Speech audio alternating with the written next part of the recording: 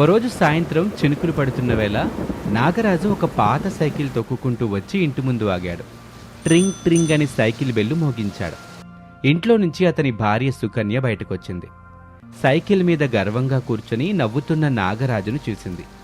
కానీ ఆమె ముఖంలో మాత్రం చిరునవ్వు లేదు, కోపం ఉంది. ఏమే సుక్కు, సైకిల్ ఎలా ఉంది? బాగుంది కదా? సైకిల్ బాగుందా అని అడుగుతున్నారా? ముందు అది ఎలా వచ్చిందో చెప్పండి. అదేంటి అంత కోపంగా అడుగుతున్నావు? దూరపు చుట్టాన్నంటూ బంధువులింటికి వెళ్ళడం, వాళ్ళు ప్రేమగా పెట్టిన భోజనం కడుపు నిండా తినటం, వాళ్ళు నిద్రపోయాక అర్ధరాత్రి లేచి వాళ్ళ ఇంట్లో కనిపించింది సంచిలో వేసుకుని రావడం. కొంచెమైనా బుద్ధుండాలి. నాగరాజు ముఖం ఒక్కసారిగా చిన్నబోయింది. నువ్వెప్పుడూ నా తెలివిని మెచ్చుకోవులే. ఇది తెలివి కాదు, నమ్మకాన్ని దొంగలించడం అంటారు. ఆ మాటతో నాగరాజుకి ఏమీ మాట్లాడలేక ఊరి చివర ఉన్న పాత ఇనుప సామాన్ల షాపు వైపు సైకిల్ మీద వెళ్తూ ఉంటాడు. నాగరాజు వయసు 40 దాటినా కష్టపడి పనిచేయటం మాత్రం అతనికి ఇష్టం ఉండేది కాదు. అతని భార్య సుకన్య రోజూ కూలి పనికి వెళ్లి కుటుంబాన్ని నెట్టుకొచ్చేది. కానీ నాగరాజు మాత్రం ఉదయం టీ దుకాణంలో కబుర్లు, మధ్యాహ్నం ఎవరి ఇంట్లో భోజనం దొరుకుతుందా అనే ఆలోచన, సాయంత్రం ఖాళీ చేతులతో తిరిగి రావటం చేస్తూ ఉంటాడు. అందుకే నాగరాజు ఏ వస్తువు ఇంటికి తీసుకొచ్చినా సుకన్య ఒక్కరోజు కూడా సంతోషపడేది కాదు. నాగరాజు సైకిల్ మీద పాత ఇనుప సామాన్ల సుబ్బారావు షాప్ దగ్గరికి వచ్చాడు. ఊళ్ళో ఎవరి స్వభావం ఎలాంటిదో సుబ్బారావుకి బాగా తెలుసు. ఓహో, ఈరోజు సైకిల్ తీసుకొచ్చావురా?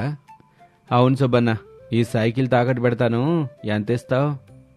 సుబ్బారావు సైకిల్ని చుట్టూ తిరిగి చూసి, ఇది తాకట్టు కాదు, దీన్ని తీసుకుంటే రిపేర్కి 1000 రూపాయలు ఖర్చు అవుతాయి. అయితే ఏం చేయమంటావన్నా? పని చేసుకో తమ్ముడు.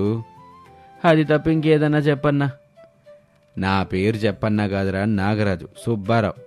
సరేలే సుబ్బన్న, పని చేయకుండా డబ్బులు రావాలంటే లాటరీ తగలాలి. ఎక్కడ తగులుతుందో చెప్పు సుబ్బన్న, నేను అక్కడికెళ్ళి తగిలించుకుంటాను. సుబ్బారావు కోపంగా 100 రూపాయలు తీసి నాగరాజు చేతిలో పెట్టాడు. నాగరాజు మనసు సంతోషం కలగలేదు. నిరాశగా ఉన్న అతనికి బాలాజీ గుర్తుకొచ్చాడు. తనలో తాను, ఇప్పుడు బాలాజీ ఇంటికెళ్తే 2 రోజులు రాజాలా తినొచ్చు, వస్తూ వస్తూ ఖాళీ సంచి నింపుకొని రావచ్చు అనుకుని సుబ్బారావు దగ్గర పెద్ద ఖాళీ సంచిని తీసుకుని అదే సైకిల్ మీద బాలాజీ ఇంటి వైపు బయలుదేరాడు. చీకటి పడింది. సుకన్య నాగరాజు కోసం చూడకుండా తిని పడుకుంది. ఇక నాగరాజు వర్షంలో తడుచుకుంటూ బాలాజీ ఇంటికొచ్చాడు.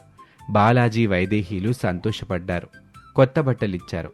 వర్షాకాలం కావటంతో వైదేహి వేడివేడి ఉల్లిపాయ పకోడీలు చేసింది. అల్లం యాలకుల సువాసన వచ్చేలా ఛాయ్ కూడా పెట్టింది. బావగారు, వేడివేడిగా తినండి. నాగరాజు పకోడీలు తింటూ, ఆహా, ఇలాంటి రుచి ఎక్కడా దొరకదు అని ఒక్కొక్కటిగా ప్లేటు మొత్తం ఖాళీ చేశాడు. ఇంకొంచెం పెట్టమ్మా. వైదేహి నవ్వుతూ మరో ప్లేట్ తీసుకొచ్చింది. నాగరాజు కడుపు నిండా తిన్నాడు. కానీ అతని కళ్ళన్నీ వంటగది వైపే ఉన్నాయి. బియ్యం బస్తాలు, పప్పు డబ్బాలు, కోడిగుడ్లు, కూరగాయలు అన్నీ ఉండొచ్చు. ఇద్దరు పడుకున్న తర్వాత దేన్ని వదిలిపెట్టద్దు అనుకున్నాడు. బాలాజీ, నాగరాజు మాట్లాడుకుంటూ ఉంటారు. వైదేహి వంట చేస్తూ ఉంటుంది. రాత్రి భోజన సమయం అయ్యింది. వైదేహి వేడివేడి అన్నం, మునక్కాయ పప్పు, వంకాయ కూర, చికెన్ కూర, పెరుగు, అప్పడాలు అన్నీ ప్రేమగా వడ్డించింది. రాజులా పెడుతున్నావు తమ్ముడు. చుట్టవింటికి వస్తే ఇలాగే చూడాలి కదన్నయ్య అని ఇద్దరూ మాట్లాడుకుంటూ తిన్నారు. భోజనం అయ్యాక ముగ్గురు ఇంట్లో కూర్చొని చిన్నప్పటి జ్ఞాపకాలు గుర్తు చేసుకుంటూ నవ్వుకున్నారు. కొంత సమయం తర్వాత బాలాజీ, వైదేహి పడుకున్నారు. నాగరాజు పడుకోకుండా తనలో తాను, ఇలాంటి వర్షంలో ఎవ్వరూ బయటికి రారు, అందరూ గాఢంగా నిద్రపోతారు. అప్పుడు నేను నిశ్శబ్దంగా నా పని పూర్తి చేసుకుని వెళ్ళిపోతాను. గడియారం వైపు చూస్తూ అర్ధరాత్రి ఎప్పుడవుతుందా అని ఎదురు చూస్తున్నాడు. రాత్రి 12 గంటలు. ఊరంతా గాఢ నిద్రలో మునిగిపోయింది. బయట వర్షం కుండపోతగా కురుస్తుంది. ఉరుములు ఆకాశాన్ని చీల్చేస్తున్నాయి. మెరుపులు ఒక్కోసారి ఇల్లంతా తెల్లగా వెలిగిస్తున్నాయి. నాగరాజు నెమ్మదిగా కళ్ళు తెరిచాడు. తన పక్కనే పడుకున్న బాలాజీ, వైదేహి గాఢ నిద్రలో ఉన్నారో లేదో జాగ్రత్తగా చూశాడు. బాలాజీ గురక పెడుతున్నాడు. వైదేహి అలసటతో గాఢంగా నిద్రపోతుంది. ఇదే సరైన సమయం. అతను మెల్లగా మంచం మీద నుంచి కిందకు దిగాడు. తన అడుగుల శబ్దం కూడా వినిపించకుండా నడవసాగాడు. తలుపు కిర్రున శబ్దం చేయకుండా జాగ్రత్తగా తెరిచాడు. వర్షం చల్లని గాలి ఇంట్లోకొచ్చింది. నాగరాజు నేరుగా వంటగది వైపు నడిచాడు. వంటగదిలోకి వెళ్ళగానే అక్కడ వరుసగా పేర్చిన సరుకులు కనిపించాయి. ఒక మూలలో బియ్యం బస్తా, దాని పక్కనే కందిపప్పు, పెసరపప్పు, శనగపప్పు డబ్బాలు, బుట్టలో డజను కోడిగుడ్లు, మరో బుట్టలో టమాటాలు, ఉల్లిపాయలు, బంగాళదుంపలు, ఆ పైన అరటిపండ్లు ఉన్నాయి. నాగరాజు కళ్ళల్లో ఆశ మొదలైంది.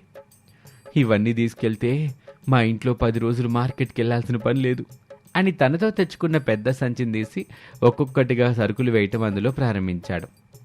ముందుగా 2 కిలోల కందిపప్పు, ఆ తర్వాత కిలో పెసరపప్పు, ఉల్లిపాయలు, బంగాళదుంపలు, టమాటాలు, పచ్చిమిర్చి అన్నీ సంచిలో వేశాడు. చివరగా కోడిగుడ్లను ఒక్కొక్కటిగా జాగ్రత్తగా అమర్చాడు. అప్పుడే మ్యావ్ అంటూ ఒక పిల్లి అరుస్తూ లోపలికొచ్చింది. నాగరాజు ఒక్కసారిగా ఉలిక్కిపడ్డాడు. అబ్బా, పిల్లి కూడా నన్ను భయపెట్టేసిందిగా అని అనుకున్నాడు. బాలాజీ దగ్గిన శబ్దం వినిపించింది. నాగరాజు వెంటనే దాక్కున్నాడు. బాలాజీ మంచం మీద తిరిగి నిద్రపోయాడు. అప్పుడు నాగరాజు ఊపిరి పీల్చుకున్నాడు. సంచి ఇప్పుడు బాగా బరువైంది. దాన్ని ఎత్తడానికి కూడా కష్టంగా ఉంది. అతని చూపు నూనె డబ్బాపై పడింది. ఇది తీసుకెళ్తే బాగుంటుంది అని దాన్ని సంచిలో పెట్టడానికి ప్రయత్నించాడు. కానీ సంచి నిండిపోయి ఉంది. అయ్యో, ఇంకాస్త పెద్ద సంచి తెచ్చుకోవాల్సిందే అని వెంటనే సంచి భుజాన వేసుకున్నాడు. తలుపు దగ్గరికి వచ్చి మెల్లగా గడియ తీసి బయటకు అడుగు పెట్టాడు. బయట కుండపోత వర్షం, చల్లని గాలి, రోడ్డంతా బురద. కానీ నాగరాజు మనసులో ఆనందం. ఎవరికి తెలియకుండా పనైపోయింది అని గుమ్మం దాటబోతూ ఉండగా వెనక నుంచి బాలాజీ, వైదేహి చూశారు. అనయ్య అని పిలిచాడు. ఆ ఒక్క పిలుపుతో నాగరాజు గుండె ఒక్కసారిగా ఆగిపోయినట్టయింది. నెమ్మదిగా వెనక్కి తిరిగి చూశాడు. బాలాజీ, వైదేహి తనని చూస్తూ కనిపించారు. అనయ్య, ఈ అర్ధరాత్రి ఎక్కడికి బయలుదేరావు? నాగరాజు ఒక్కసారిగా తడబడ్డాడు. అది మా ఊళ్ళో అర్జెంటు పని గుర్తొచ్చింది, ఇప్పుడే వెళ్ళాలి తమ్ముడు. వైదేహి ఆశ్చర్యంగా చూసింది. ఈ వాళ్ళలోనా బావగారు? తెల్లవారక వెళ్ళొచ్చు కదా, 2 గంటలు లాగితే వర్షం కూడా తగ్గిపోవచ్చు. లేదు, ఇప్పుడే వెళ్ళాలి, ఆలస్యమైతే కుదరదు అని తొందరగా ముందుకు నడవబోయాడు. అంత పెద్ద సంచి ఎక్కడిది? నువ్వు వచ్చినప్పుడు ఈ సంచి లేదు కదా. ఎందుకు తేలేదు తమ్ముడు? తెచ్చాను, నువ్వు చూడలేదంతే. అది మా ఇంటి బట్టలు అవి ఉన్నాయిలే, నేను వెళ్ళాలి అని నాగరాజు తొందరలో ముందుకు అడుగు వేశాడు. ఆ బురదలో కాలు జారింది. అంతే, అతను నేలపై పడిపోయాడు. సంచి పక్కన పడింది. ఉల్లిపాయలు గుండ్రంగా దొల్లుకుంటూ వెళ్ళాయి. బంగాళదుంపలు బురదలో పడ్డాయి. టమాటాలు చెల్లా చెదురయ్యాయి. పప్పుల ప్యాకెట్లు నేల మీద జారిపడ్డాయి. కోడిగుడ్లు ఒక్కొక్కటిగా పగిలిపోయి ఉన్నాయి. వైదేహి ఒక్క మాట కూడా మాట్లాడలేదు. బాలాజీ కూడా నిశ్శబ్దంగా నిలబడ్డాడు. నాగరాజు లేచి తలదించుకున్నాడు. తన చేతులు వణికిపోతున్నాయి. తనలో తాను, ఇప్పుడు నన్ను తిడతారు, దొంగ అని అవమానిస్తారు, ఇక ఇంటి గుమ్మం తొక్కనివ్వను అని అనుకున్నాడు. కొన్ని క్షణాలు ఎవ్వరూ మాట్లాడలేదు. వర్షం కురుస్తుంది. తమ్ముడు, నేను... అనయ్య, ఈ వర్షంలో నిలబడొద్దు, చలేస్తుంది, లోపలికి పద. నాగరాజు కళ్ళల్లో నీళ్లు తిరిగాయి. బావగారు, బట్టలన్నీ తడిచిపోయాయి, లోపలికొచ్చి బట్టలు మార్చుకోండి. ఆ మాటలు నాగరాజు గుండెల్లో గుచ్చుకున్నాయి. ఆ ఇంట్లోకి వచ్చాక వైదేహి పొడి టవలిచ్చింది. వేడివేడి పాలు కూడా తీసుకొచ్చింది. బాలాజీ మాత్రం జరిగిన విషయం గురించి ఒక్క మాట కూడా మాట్లాడలేదు. ఆ నిశ్శబ్దమే నాగరాజును ఇంకా బాధ పెట్టింది. ఆ రాత్రంతా నిద్ర పట్టలేదు. వాళ్ళు నన్ను ఎందుకు తిట్టలేదు, ఎందుకు అవమానించలేదు, నేను చేసిన పని తెలిసినా ఎందుకు ప్రేమగా చూస్తున్నారు అని ఆలోచనలతో తెల్లవారింది. ఉదయం వర్షం కొంచెం తగ్గింది. బాలాజీ బజారు నుంచి తీసుకొచ్చిన 2 సంచుల్ని ఇంట్లో పెట్టాడు. వైదేహి వాటిని తెరిచి చూసింది. 5 కిలోల బియ్యం, కందిపప్పు, పెసరపప్పు, శనగపప్పు, నూనె ప్యాకెట్టు, ఉల్లిపాయలు, అలాగే బంగాళదుంపలు, టమాటాలు, పచ్చిమిర్చి, కరివేపాకు, ఒక ట్రే నిండా కోడిగుడ్లు. నాగరాజు ఆశ్చర్యంగా చూస్తున్నాడు. బాలాజీ, ఇన్ని సరుకులు ఎందుకు కొన్నావు? ఇవన్నీ నీకోసమేనయ్యా. ఆ మాట విన్న నాగరాజు గుండె ఒక్కసారిగా బరువెక్కింది. నా కోసమా? అవునన్నయ్యా, నిన్న రాత్రి నువ్వు తీసుకెళ్లాలని అనుకున్న సరుకులు వర్షంలో పాడయ్యాయి. ఖాళీ చేతులతో నిన్ను పంపించటం నాకు ఇష్టం లేదన్నయ్యా, అందుకే తీసుకొచ్చాను. నన్ను క్షమించు బాలాజీ, నేను చుట్టంగా రాలేదు, దొంగలా వచ్చాను. నీ మంచితనాన్ని మోసం చెయ్యాలనుకున్నాను, నువ్వు మాత్రం నన్ను దొంగ అని కూడా అనలేదు అంటూ కన్నీళ్లు పెట్టుకున్నాడు. వైదేహి కళ్ళు చెమ్మగిల్లాయి. బావగారు, తప్పు చేయని మనిషి ఉండడు, కాని తప్పు తెలుసుకుని మారే మనిషే గొప్పవాడు. నాగరాజు కన్నీళ్లు తుడుచుకున్నాడు. ఎందుకు నన్ను ఒక్క మాట కూడా తిట్టలేదు మీరు? నిన్ను తిడితే నువ్వు మా మీద కోపంతో వెళ్ళిపోయేవాడివి. అందరి ముందు అవమానిస్తే నీ మనసు మరింత కఠినంగా మారేది.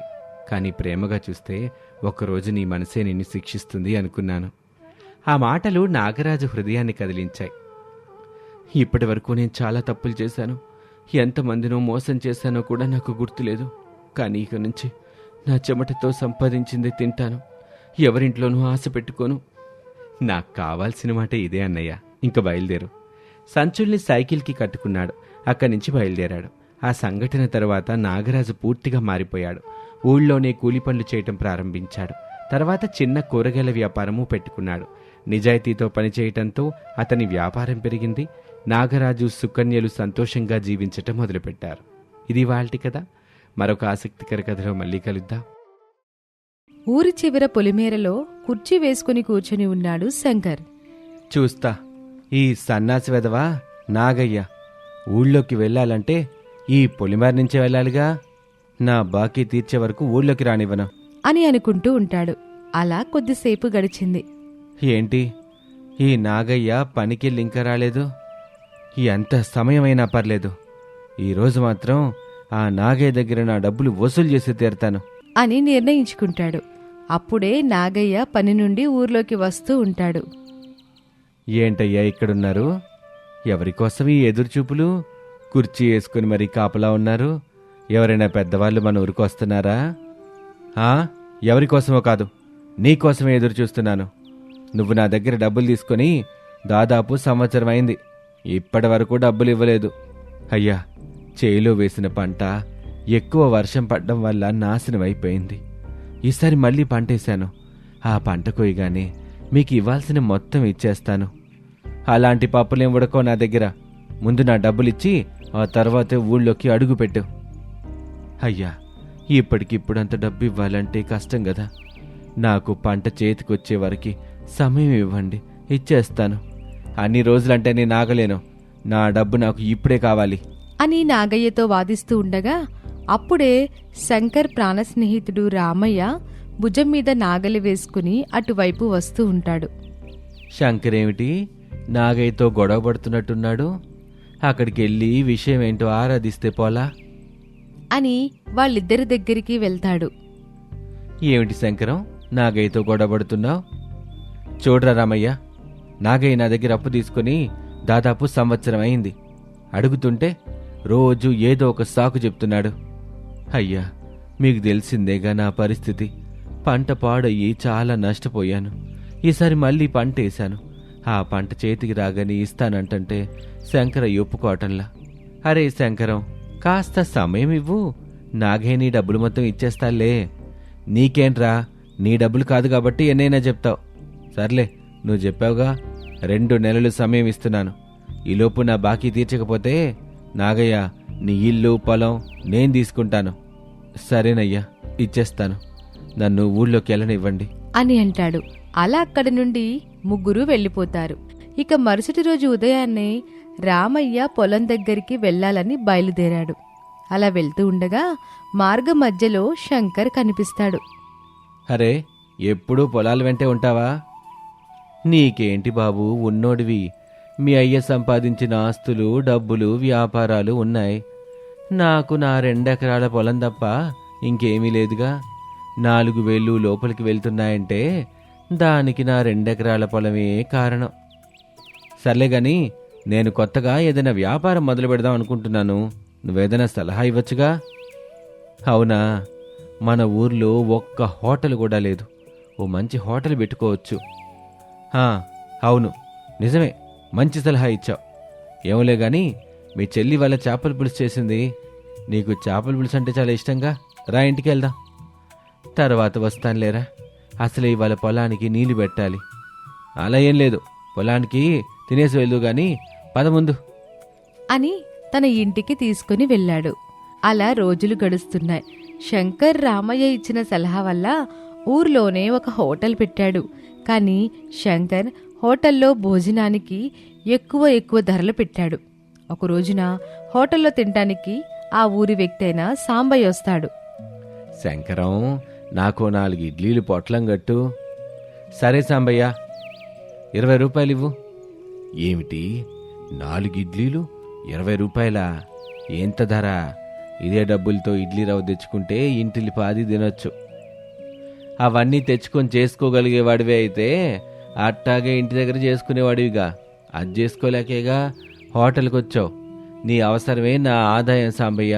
ఇంటి దగ్గర మాటిచ్చుంటావు, తప్పదు. ధర ఎంతున్నా తీసుకెళ్లాల్సిందేగా. ఇందా 4 ఇడ్లీలు 20 రూపాయలు ఇవ్వు అని అంటాడు. ఇక చేసేదేమీ లేక సాంబయ్య 20 రూపాయలిచ్చి పొట్లం తీసుకుంటాడు. అలా రోజురోజుకి శంకర్ తన హోటల్లో ధరలు పెంచుతూ ఉంటాడు. ఒక రోజున అన్ని ఊర్లలో ఒక గాలి వార్త వచ్చింది. దక్షిణ భారతదేశం నుండి దొంగలొచ్చి ఊర్లలో బంగారం డబ్బులు అన్నీ దొంగతనం చేస్తున్నారని వార్త వచ్చింది.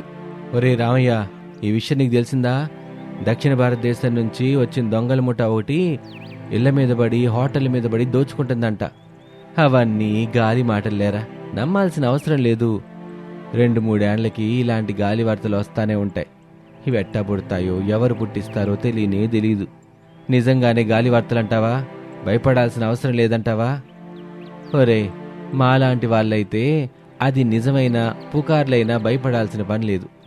ఎందుకంటే మా దగ్గర దోచుకోవడానికి కష్టంతో చెమట పట్టిన మా ఒళ్ళు తప్ప ఇంకేమీ లేదు.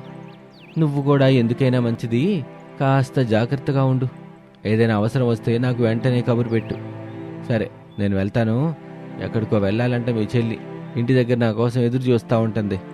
సరేరా, నా బండి తీసుకుని వెళ్ళి. మరి వద్దులేరా, మళ్ళీ ఎప్పుడైనా తీసుకుంటానులే, వస్తాను అని చెప్పి రామయ్య అక్కడి నుంచి వెళ్ళిపోతాడు. కాని పక్క ఊర్లో నుంచి వినిపిస్తున్న దొంగలు పడతారన్న మాటలు శంకరాన్ని భయభ్రాంతులకి గురిచేశాయి. శంకరం తనకి తెలియకుండానే భయంతో కంగారు పడుతూ ఉన్నాడు. ఈ ఊళ్ళోకి దొంగలొచ్చారంటే ఊళ్ళో అందరికంటే ఎక్కువ ఆస్తులున్న నా మీదే పడతారు. నా దగ్గర ఉన్నదంతా దోచుకుంటారు. ముందు నా ఇంట్లో ఉన్న డబ్బు బంగారం అంతా ఎక్కడైనా పెట్టియాలి అని అనుకుని కంగారు పడుతూ ఇంట్లో ఉన్న డబ్బు బంగారం అంతా తీసి మూట కట్టడం మొదలు పెడతాడు. ఆ మూటల్ని తీసుకుని హోటల్కి వెళ్తూ ఉండడం ఊరి జనాలు కూడా చూస్తారు. శంకరం భయపడ్డట్టుగానే ఆ రోజు రాత్రి శంకరం ఇంట్లో దొంగతనం జరిగింది. వచ్చిన వాళ్ళు శంకరాన్ని బాగా కొట్టి డబ్బు బంగారం ఉన్న చోటుని కనుక్కొని వాటితో పాటు ఆస్తి పత్రాలు కూడా తీసుకుని వెళ్ళిపోయారు. ఊరి నుంచి వచ్చిన తర్వాత రామయ్యకి జరిగిందంతా చెప్పి శంకరం బాధపడతాడు. నీకు డబ్బులు వడ్డీలకి ఇవ్వటం, వ్యాపారాలు చేయటం తప్ప ఇంకేమీ రాదు. అవన్నీ ఇప్పుడు చెయ్యాలంటే నీకు డబ్బులు కావాలి. కాబట్టి డబ్బులు సంపాదించుకునే పని చెప్తాను, చేస్తావా? నీ మాట కాదనకుండా చేస్తానురా. నా భార్యని పోషించుకోవడానికి డబ్బు కావాలిగా, దానికోసం ఏదైనా చేస్తాను. సరే, నువ్వు చెల్లి నా ఇంట్లోనే ఉండండి. మనిద్దరం పొలం పని చేద్దాం. నీకు డబ్బులు వచ్చేలా చేసే బాధ్యత నాది. రామయ్య మాటలకి శంకరం ఒప్పుకుంటాడు. ఆ రోజు నుంచి ఇద్దరు కలిసి పొలం పనులు చేస్తూ ఉంటారు. శంకరం పొలం పనులు చేస్తూ ఉంటే ఆ కష్టంలో ఆనందం కనిపించింది.